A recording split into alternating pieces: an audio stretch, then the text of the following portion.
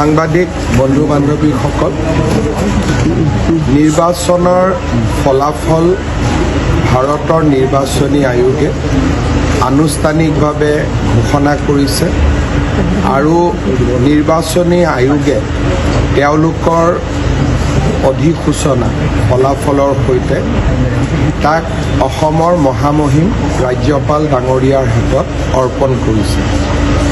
গণতান্ত্ৰিক প্ৰমূল্য আৰু পৰম্পৰা ৰক্ষা কৰি নিৰ্বাচনী আয়োগৰ অধিসূচনা ওলোৱাৰ ঠিক পিছতেই মই অসমৰ মুখ্যমন্ত্ৰী হিচাপে মোৰ পদত্যাগ পত্ৰ অসমৰ ৰাজ্যপাল মহোদয়ৰ হাতত অৰ্পণ কৰোঁ আৰু সমান্তৰালভাৱে অসম বিধানসভা চলিত অসম বিধানসভাখনি ভংগ কৰি দিয়াৰ বাবেও তেখেতক মই অনুৰোধ জনাওঁ।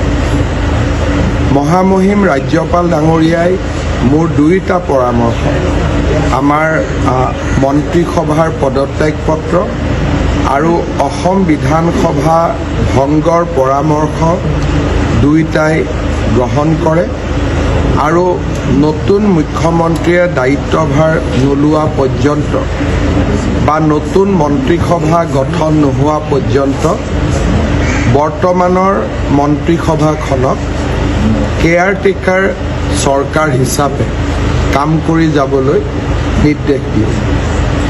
মই ভাবোঁ যে খুব সোনকালেই নতুন চৰকাৰ গঠন হ'ব আৰু নতুন বিধানসভাও গঠন হ'ব। মাজৰ এই সময়ছোৱা ট্ৰেনজিশ্যনেল যিটো আমি কম যে ট্ৰেনজিশ্যনৰ যিটো সময়, সেই সময়ছোৱাত আমি কেয়াৰটেকাৰ চৰকাৰৰ ভূমিকা পালন কৰিম।